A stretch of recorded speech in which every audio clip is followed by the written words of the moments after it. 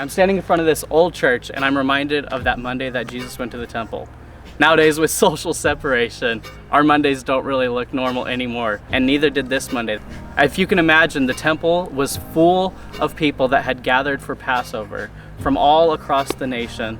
They had come to worship God, but vendors decided to set up shop and sell overpriced pigeons and doves and oxen, and money changers set up tables.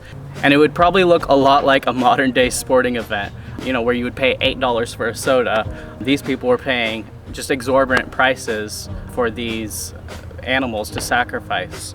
This worship looked nothing like what the end time prophets Isaiah and Jeremiah had prophesied.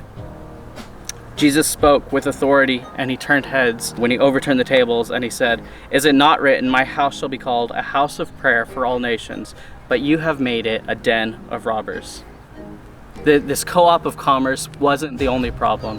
And actually, it wasn't even the main problem. The real problem was how out of sync Israel's worship was with what Isaiah had prophesied. Jesus quotes a portion of this vision from Isaiah 56 when he says, "My house shall be called a house of prayer for all nations." The context in Isaiah tells us a little bit more when it says that eunuchs would keep God's covenant and foreigners would join themselves to him, and that the outcasts would be gathered with his people.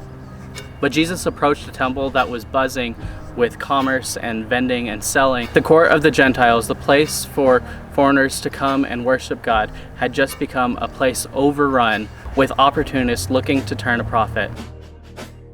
The great sadness of the scene wasn't all the product and the price gouging, but it was that it left no room for the Gentiles, for the outcasts, for the foreigners to come and gather and worship.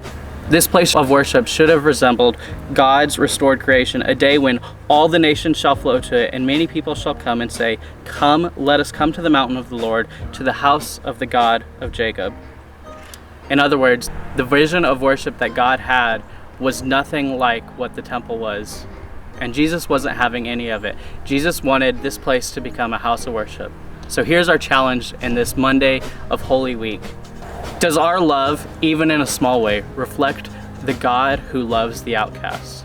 So I want to challenge you to love and to reach out and to show God's love to those that maybe don't look like they deserve it, maybe those that aren't dressed in the same way that we are, but to really reflect and show God's love and be welcoming and open to all.